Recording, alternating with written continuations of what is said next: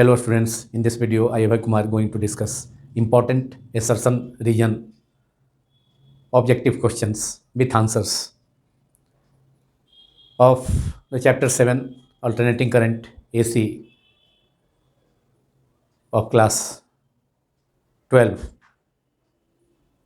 in part 10 of this chapter. इस video में हम लोग class 12 physics chapter 7 alternating current AC के पार्ट 10 को डिस्कस करेंगे, जिसमें assertion reason, important assertion reason objective questions को डिस्कस किया जाएगा चैप्टर 7 अल्टरनेटिंग करंट चैप्टर का. Now we have to start this video.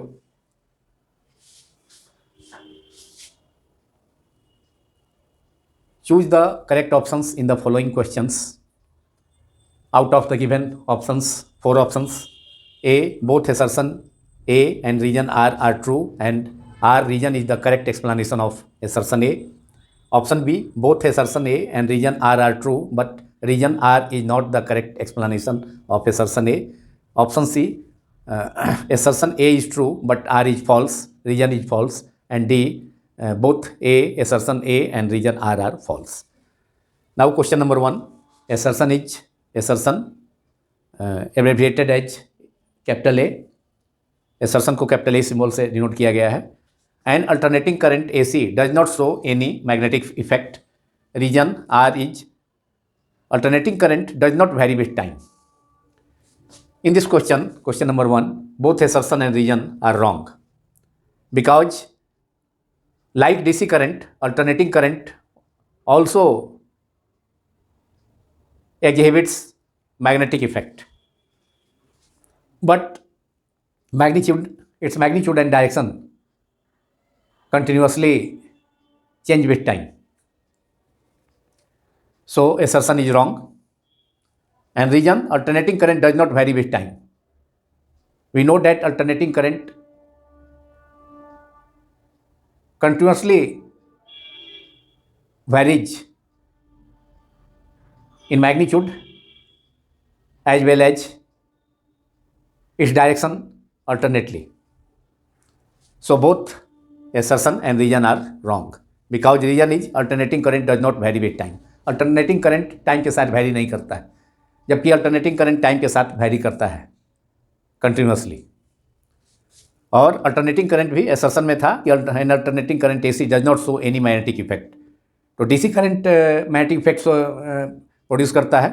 Conductor से होकर के करंट फ्लो किया जाए तो उसके अबाउट मैग्नेटिक फील्ड सेटअप होता है.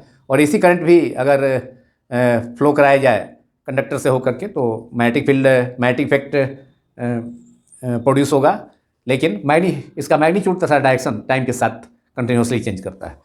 So option D is correct because option D is both assertion and reason are false. So in question 1 option D is correct, that is both assertion and reason are wrong. So option D is correct. OMR sheet पर option D के circle को पूरा colour करना होगा blue और black pen से in the examination. Question number 2, assertion is average value of current in half the cycle of an AC circuit cannot be 0. Region R is for positive half cycle average value of current is I0 by pi where I0 is the peak value of current. इसमें reason तो एकदम देखना ही से wrong है, इसलिए कि for positive half cycle average value of current is 2I0 by pi. हम लोगों ने डिराइव किया था expression average value for positive और negative half cycle, it is 2I0 by pi, but in the reason it is I0 by pi. So reason is wrong. अब assertion में थोड़ा confusion है. कन्फ्यूजन क्या है कि average value one complete cycle AC के one complete cycle में, मतलब 0 से t टाइम पीरियड के बीच हाफ पॉजिटिव साइकिल तथा half negative cycle. Half positive cycle 0 से t/2, half negative cycle t/2 से t. तो total average value of AC 0 होता है एक कंप्लीट साइकिल में. इसलिए हाफ कंप्लीट साइकिल में only average value of AC is calculated for only half positive cycle और negative cycle, that is for 0 to t/2 और फिर t/2 to t। तो हाफ साइकिल के लिए एवरेज वैल्यू हम ऑब्टेन करते हैं, उसका एक्सप्रेशन 2I0/π होता है। लेकिन एवरेज वैल्यू एसर्शन है कि average value of current in half the cycle of N AC circuit can not be zero, वह जीरो नहीं हो सकता है। मतलब एवरेज वैल्यू एसी सर्किट में एसी करंट का एवरेज वैल्यू हाफ साइकिल में जीरो नहीं हो सकता। यह रॉन्ग है। यह वैसे तो हाफ साइकिल में ही एवरेज वैल्यू ऑब्टेन होता है, पॉजिटिव हाफ साइकिल और नेगेटिव हाफ साइकिल के लिए 2I0/π। लेकिन एक सिचुएशन जिसमें कि टाइम इंटरवल t/2 से लेकर t/4 के बीच, t/2 पर करंट का वैल्यू क्या होगा +I0 और t/4 पर t/4 to 3t/4 t/4 time के कॉरस्पॉन्डिंग फेज एंगल होगा π/2 एंड 3t/4 टाइम के कॉरस्पॉन्डिंग फेज एंगल होगा 3π/2। तो π/2 मतलब t/4 टाइम इंटरवल पर, टाइम पीरियड का 1/4 टाइम पर करंट का वैल्यू मैक्सिमम होता है +I0 और फिर 3t/4 टाइम पर कॉरस्पॉन्डिंग टू फेज एंगल 3π/2 वहाँ पर करंट -I0 होता है। तो इस टाइम इंटरवल के बीच मतलब t/4 to 3t/4 average value of AC is 0. So average value of current in half the cycle of an AC circuit cannot be 0. It is not always true, because between the time interval t/4 to 3t/4 average value of current in the half cycle, that is in the half cycle is 0. Otherwise average value of current in any positive half cycle or negative half cycle of AC is 2I0/π. So assertion and reason both are wrong in this question. So option D is correct in this question also. In the first question, option D was correct. In this question number 2, option D is correct. Now question number 3, assertion A is the alternating current lags behind the EMF by a phase angle of π/2 when AC flows through an inductor. जब किसी inductor से assertion है तो reason is the inductive reactance increase as the frequency of AC source decrease. अब इसमें assertion को पहले देखा जाए। The alternating current lags behind the EMF by a phase angle of π/2 when AC flows through an inductor. When AC voltage applied to an inductor, that is in the inductive circuit, we know that we have already discussed in the video of this circuit that in an inductive AC circuit, when AC voltage applied to an inductor, in that circuit current lags behind the voltage, alternating voltage or alternating EMF by phase angle π/2. So assertion is correct. जब किसी inductive circuit में, AC circuit जिसमें केवल inductor connected हो, उससे होकर current flow करता है, तो करंट AC वोल्टेज का या EMF से पीछे छूट जाता है, लैग बिहाइंड होता है। कितने एंगल, फेज एंगल से, π/2 से। तो यह सही है, assertion is सही, assertion is correct, true. Now we have to discuss reason. The inductive reactance increases as the frequency of AC source decrease. Inductive reactance होता है XL equal to, XL symbol से डिनोट किया जाता है। Inductive reactance is denoted by the symbol XL which is L omega, that is L into 2πn. That is inductive reactance directly proportional to frequency. So if frequency increases, then inductive reactance will also increase. But in the region, the inductive reactance increase as the frequency of AC source decrease. It is wrong, because XL is directly proportional to N. Inductive reactance is directly proportional to N, because the formula is inductive reactance XL is L omega and omega is 2πn. So Xn is directly proportional, that is inductive reactance is directly proportional to frequency. If frequency of AC increases, then inductive reactance will also increase. And if frequency decreases, then inductive reactance will also decrease. So reason is wrong, but assertion is true. So option C, assertion is true but reason is false. Option C is assertion is true but reason is false. In this question, this option fulfills, that is option C is correct. So assertion is true but reason is wrong, so option C is correct in this question. Question number 3, C is correct. Now question number 4, assertion is capacitor serves as a block for DC and offers an EG part to AC. Reason capacitive reactance XC is inversely proportional to frequency. तो capacitive reactance XC is equal to क्या होता है 1/C omega और omega is equal to 2πn, that is in capacitive reactance is inversely proportional to frequency. सही है, ये सही है क्योंकि capacitive reactance XC inversely proportional to 1/n, inversely proportional to 1/n. So if n increases, then capacitive reactance decreases. If n frequency increases, the capacitive reactance decreases. Capacitor serves as a block for DC. DC की frequency 0 होती है, तो frequency 0 होगा तो capacitive reactance infinite हो जाएगा. इसलिए infinite resistance offer करेगा capacitor for DC. Direct current के लिए कैपेसिटर सर्व करेगा, इनफाइनाइट रेजिस्टेंस ऑफर करेगा. इसलिए कैपेसिटर से होकर के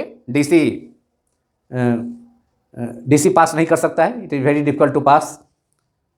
and offers an easy path to AC. लेकिन AC की फ्रीक्वेंसी फाइनाइट होती है, AC की फ्रीक्वेंसी फाइनाइट होती है. इसलिए और चूंकि inductive reactance proportional to 1/n, ये फाइनाइट है, फ्रीक्वेंसी फाइनाइट है, मतलब finite means not very large value. Therefore capacitive reactance will small for AC. So capacitor serves as a block for DC को पास करने नहीं देगा क्योंकि इनफाइनाइट रेजिस्टेंस उस सिचुएशन में ऑफर होगा क्योंकि DC की फ्रीक्वेंसी इन्फिनिटी होती है. इसलिए capacitive 1/n, that is capacitive reaction is directly proportional to 1/n, inversely directly proportional to 1/n, that is inversely proportional to frequency. If n is infinity for DC and frequency is infinity, so capacitive reactance is 0. Frequency of DC is 0.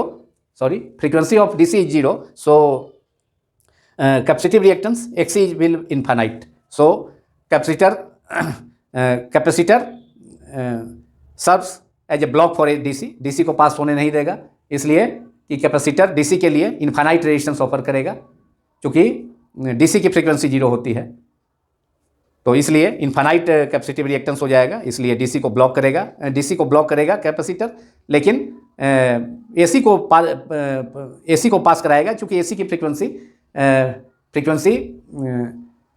Finite होती है, infinite नहीं होती, finite होती है. तो इसलिए therefore finite है, इसलिए कैपेसिटिव रिएक्शंस का वैल्यू स्मॉल होगा for AC.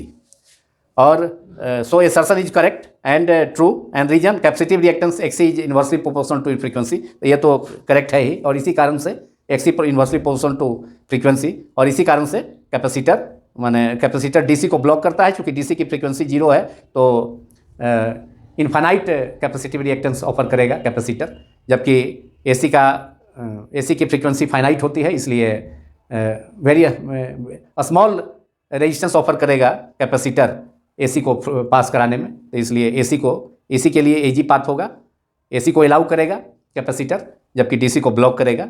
So assertion and reason both are true and reason is the correct explanation of assertion. So option A is correct in this case. In question number 4, option A is correct.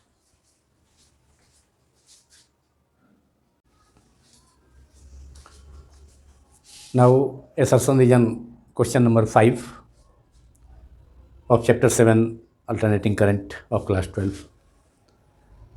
Assertion is inductive reactance symbol is XL of an inductor in DC circuit is 0. Reason angular frequency of DC circuit is 0. In this assertion reason question number 5, both assertion and reason are correct, and reason is the correct explanation of the assertion, because angular frequency of DC circuit is 0. Since frequency of DC current is 0, so angular frequency omega is equal to 2 pi n is equal to 0. Therefore angular frequency is also equal to 0. and inductive reactance XL of an inductor in DC circuit is 0. Inductive reactance inductor का DC circuit में, चूँकि DC की frequency direct current की frequency 0 होती है और inductive reactance होता है XL is equal to L omega, L into omega is equal to 2πn, since n is equal to 0 for a DC, for direct current n is equal to 0, therefore inductive reactance is also 0. So both assertion and reason are true, and reason is the correct explanation of assertion. Since angular frequency of DC circuit is 0, omega is 0, therefore inductive reactance L omega is also equal to 0. So correct option is A. Option A is correct in this question. Now question number 6. Assertion is, when the capacitor is connected to an AC source, it limits or regulates the current but does not completely prevents the flow of charge. Reason, the capacitor is alternately charged or discharged as the current reverses each half cycle. Assertion है कि जब किसी capacitor को AC source से connect किया जाता है तो कैपेसिटर AC को लिमिट करता है, कंट्रोल करता है या रेगुलेट करता है, नियंत्रित करता है, लेकिन कंप्लीटली करंट के फ्लो को, चार्ज के फ्लो को प्रिवेंट नहीं करता है, रोकता नहीं है। ऐसा इसलिए कि एसी की जो फ्रीक्वेंसी होती है, ये एसी की जो फ्रीक्वेंसी होती है वह फाइनाइट होती है, इसलिए कैपेसिटर से जब एसी सोर्स को कनेक्ट किया जाएगा तो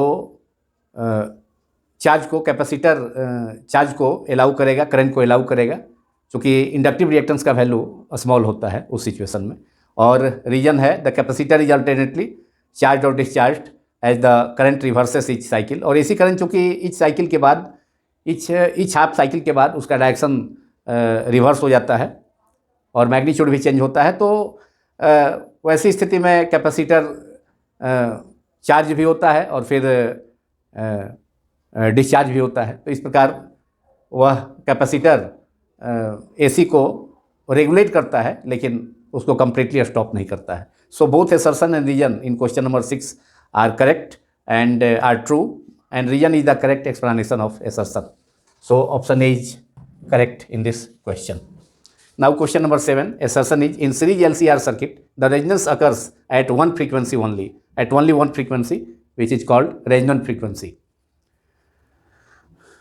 Reason, at resonance the inductive reactance is equal to and opposite to the capacitive reactance. In this question assertion and reason both are true, correct, true, and reason is the correct explanation of assertion, because in series LCR circuit resonance occurs at only one frequency.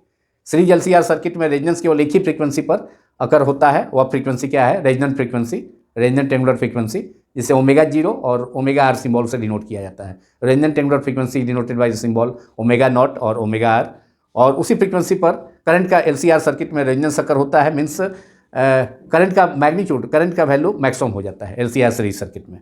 Eight resonant frequency the peak of curve is maximum, which means current is maximum in LCR series circuit, and at resonance the inductive reactance is equal to capacitive reactance. So XL is equal to XC, that is L omega is equal to 1 by C omega. So both assertion and reason are true, correct, and reason is the correct explanation of assertion, because at a particular frequency, at resonant frequency, inductive reactance XL is equal to XC. So option A is correct in this question number 7. Now question number 8. Assertion is, when capacitive reactance XC is smaller than the inductive reactance XL in LCR series circuit, EMF lifts the current.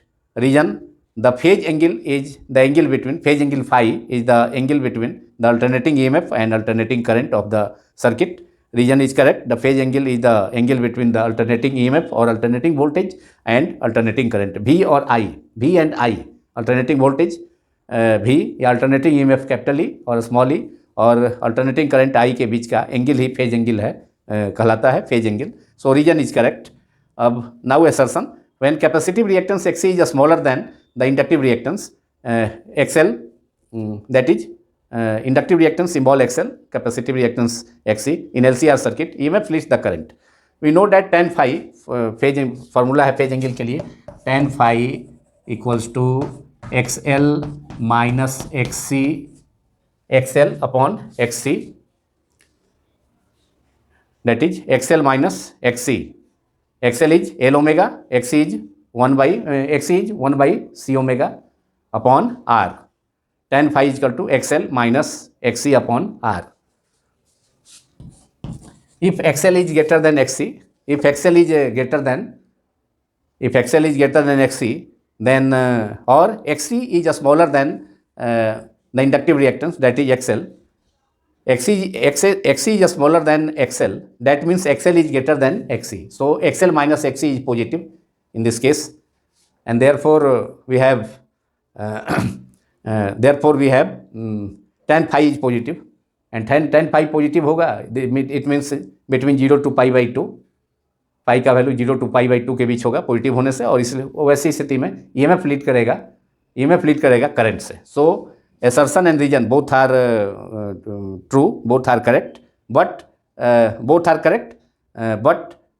both are independent statement. Assertion and reason both are independent statement, because phase angle is the angle between the alternating EMF and alternating current, which is the reason. So both are independent statement, but both are assertion and reason both are true. So we have option B is correct in this case, since both assertion and reason are true, and reason is the correct explanation of the assertion. Both assertion and reason are true, but reason is not the correct explanation of the assertion. So option B is correct. Both assertion and reason are correct, but both are independent statements.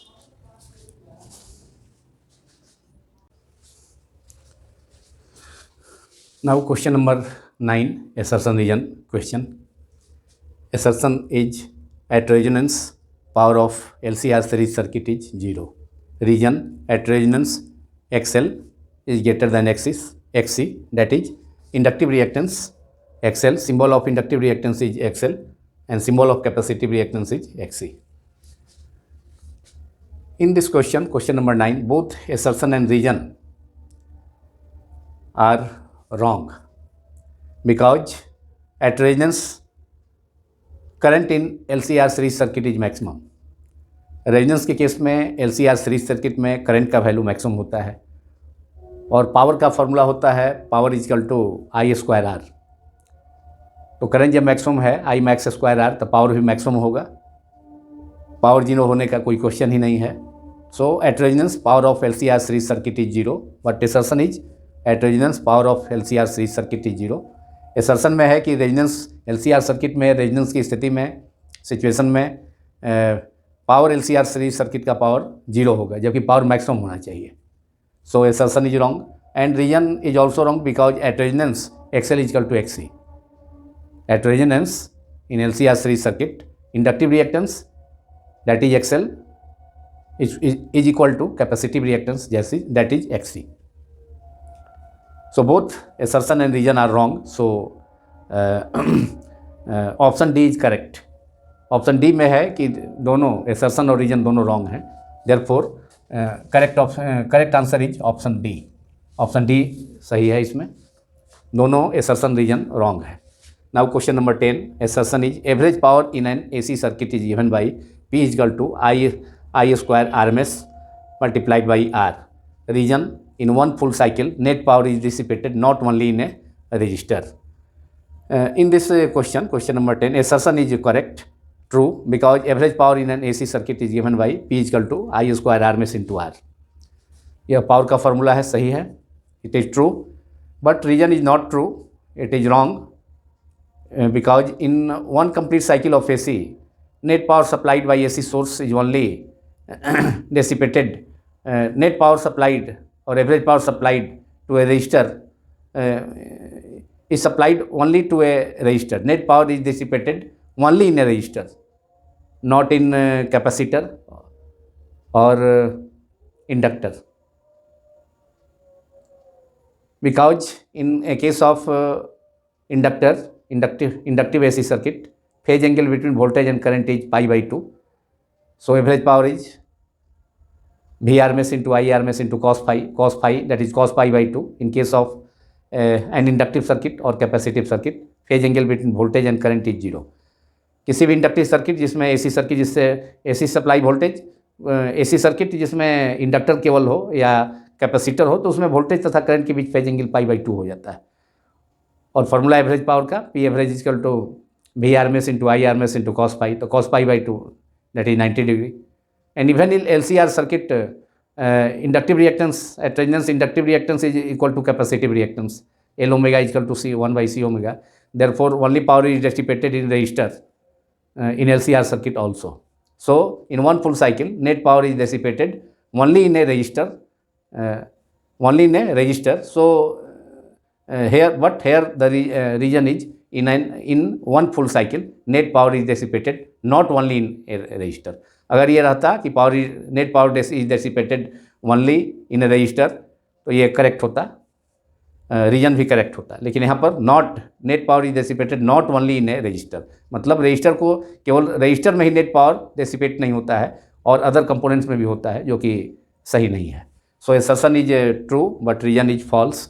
So option C is correct in this question. Now question number 11. Assertion is resonance is exhibited by a circuit only if both L and C are present in the circuit region. Only then the voltage across L and C cancel each other, both being out of phase. Resonance is exhibited by a circuit only if both L and C are present in the circuit. It is true, assertion is true, and reason is also true, because region is only then the voltage across L and C cancel each other, both being out of phase. तो inductive circuit और capacitive circuit में, inductive circuit में voltage across inductor current से पाई by 2 angle से आगे होता है, lead करता है. लेकिन कैपेसिटिव सर्किट में वोल्टेज अक्रॉस कैपेसिटर करंट से लैग बिहाइंड होता है पाई बाई 2 से. इससे दोनों VL और VC दोनों आउट ऑफ फेज हो गया, एक दूसरे के अपोजिट फेज में होगा, इसलिए एक दूसरे को कैंसिल कर देगा. और उस सिचुएशन में रेजोनेंस होगा, that is resonance is exhibited by a circuit only if both L and C are present in the circuit. तो रेजोनेंस तभी होगा सर्किट में, LCR सर्किट में, जब मतलब L तथा C दोनों उसमें प्रेजेंट हो. तो ये सही है. और assertion is true, reason is also true, and reason is the correct explanation of assertion. So option A is correct. Option A is correct in this question. Option A correct है, इसलिए को यहाँ पर ए को टिक किया जाता है. लेकिन एग्जाम में OMR सीट में ऑप्शन ए के सर्किल को फुली इंसर्किल करना होगा, पूरा रंगना होगा, कलर करना होगा ब्लू या ब्लैक पेन से. Now question number 12. Assertion is transformers are used only in AC source not in direct current. Reason only AC can be stepped up और down by means of transformer. In this question, both assertion and reason are correct, and reason is the correct explanation of the assertion. So option A is correct, because in a transformer are used only in AC source, not in direct current source. Transformer में केवल AC source का use किया जाता है, not DC source का. इसलिए कि DC source तो DC सप्लाई जो होता है वो तो टाइम के साथ उसका मैग्नीट्यूड डायरेक्शन टाइम के साथ चेंज नहीं करता है, स्टेडी होता है, स्टेडी. लेकिन AC सोर्स में क्या है कि AC जो है AC चेंज करता है टाइम के साथ, साइनोसॉइडली चेंज करता है. तो AC को स्टेप अप और स्टेप डाउन ट्रांसफार्मर की हेल्प से किया जा सकता है. मतलब स्टेप अप में वोल्टेज इंक्रीज करेगा और स्टेप डाउन में वोल्टेज को, मतलब स्टेप अप में low voltage to high voltage और स्टेप डाउन में high voltage to low voltage. तो केवल AC का ही किया जा सकता है, DC का पॉसिबल नहीं है, क्योंकि DC तो कांस्टेंट होता है, स्टेडी होता है. So answer assertion and reason both are correct, and assertion is the correct explanation of the reason is the correct explanation of the assertion. So transformer are used only in AC source, because AC can be stepped up or stepped down by means of transformer. Now question number 13. Assertion is eliminated core is used in transformers to increase ED currents. Reason, the efficiency of a transformer increases with increase in current. अब assertion इसमें eliminator core का use किया जाता है किसी transformer में eddy current के magnitude को कम करने के, रिड्यूस करने के लिए. लेकिन यहाँ पर assertion में है, इस क्वेश्चन में, eliminated core is used in transformers to increase eddy currents, जो कि रॉन्ग है। इंक्रीज करंट को ईडी करंट को डिक्रीज करने के लिए लैमिनेटेड कोर का यूज किया जाता है ट्रांसफार्मर में, और यहाँ इसका रिवर्स है। So assertion is wrong. Reason, the efficiency of a transformer increases with increase in eddy current. So because efficiency eddy current, तो ईडी करंट के कारण तो large amount of electric current का एक बहुत ही लार्ज पार्ट हीट के रूप में, इलेक्ट्रिक एनर्जी का एक बहुत लार्ज पार्ट हीट के रूप में डेसिपेट हो जाता है। तो इलेक्ट्रिक करंट का एक बहुत लार्ज पार्ट जो है बेकार हो जाता है। तो ईडी करंट, तो उस सिचुएशन में क्या होगा कि जब करंट घट जाएगा, करंट का एक बहुत सारा पार्ट ईडी करंट के रूप में, ईडी करंट के कारण क्या होगा, ईडी करंट के कारण हीट लॉस होता है। मतलब ईडी करंट जो हीट के रूप में अपीयर होगा, हीटिंग इफेक्ट, जिसके कारण कोर गर्म भी होता है, ट्रांसफार्मर का कोर, ईडी करंट के ही कारण। तो इफिशिएंसी ट्रांसफार्मर की घट जाती है उस सिचुएशन में, ईडी करंट के कारण इफिशिएंसी घट जाती है, रिड्यूस हो जाती है। जबकि रीजन में है कि the efficiency of a transformer increases with increase in eddy current, जो कि रॉन्ग है। सो असर्शन भी रॉन्ग है, क्योंकि लैमिनेटेड कोर का यूज किया जाता है ट्रांसफार्मर में ईडी करंट के मैग्नीट्यूड को कम करने के लिए, लेकिन असर्शन में है कि laminated core is used in transformers to increase eddy currents, जो कि सही नहीं है, रॉन्ग है। और असर्शन इज ऑल्सो रॉन्ग और reason is also wrong. So option D is correct in this question. और इसी क्वेश्चन के असर्शन रीजन क्वेश्चन के डिस्कशन के साथ यह वीडियो समाप्त होता है। Thank you very much.